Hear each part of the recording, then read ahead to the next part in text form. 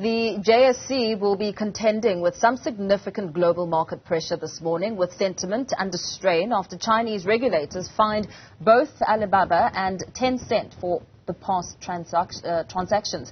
Rella Suskin, who's head of research at Benguela Global Fund Managers, joins us now for an update on the latest market moves. A very good morning to you. Thanks for your time. Give us an overview of how the local index opened in early trade. Good morning. Yeah, I mean, as you mentioned, our markets are pretty deep in the red this morning, very much following Asian markets as well. And really, it's all the sectors that are making up this decline in the market this morning, with resources really leading it.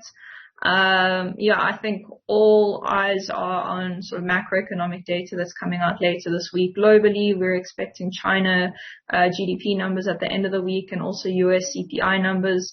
So the market very jittery and kind of waiting on more information around whether the globe is going into a recession, really leading that sort of flight to safety and away from emerging market indices like the JSE.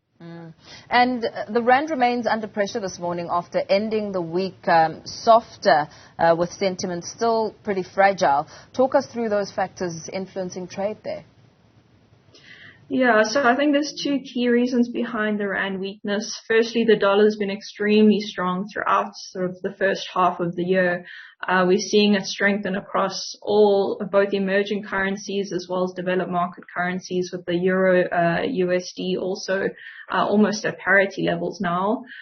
So really, it's all about this flight to safety thing, and the dollar's always been the safest place to hide when markets are in downturns.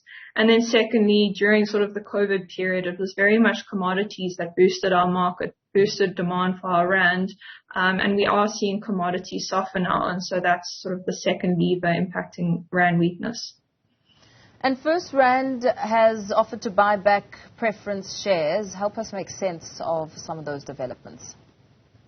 Yeah, so it's First Rand, and it's really across the banks, very much having to do with regulatory capital and the implementation of Basel III, which, I mean, it came into effect already in 2013, and it's been a slow process to adapt to it.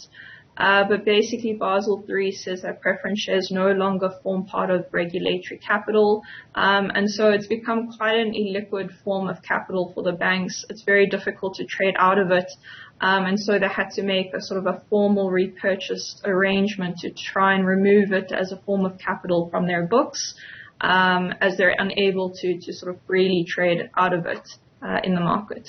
And very lastly, SASBO, a union representing members in the finance sector, has vowed to fight Standard Bank for allegedly firing employees who failed to comply with its mandatory COVID-19 vaccination policy. I mean, is this a trend?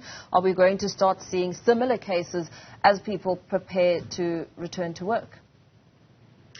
Yeah, so I mean, it's a bit difficult to say. We have seen some other financial institutions sort of reverse their decision on this absolute vaccine mandate, but certainly pressure from trade unions, SASBO really wanting Standard Bank to reverse all firing of people that haven't got vaccines. So there's been about 40 Standard Bank employees at the moment that have lost their jobs due to not having the vaccine, and pressure certainly building up from both COSATU and SASBO.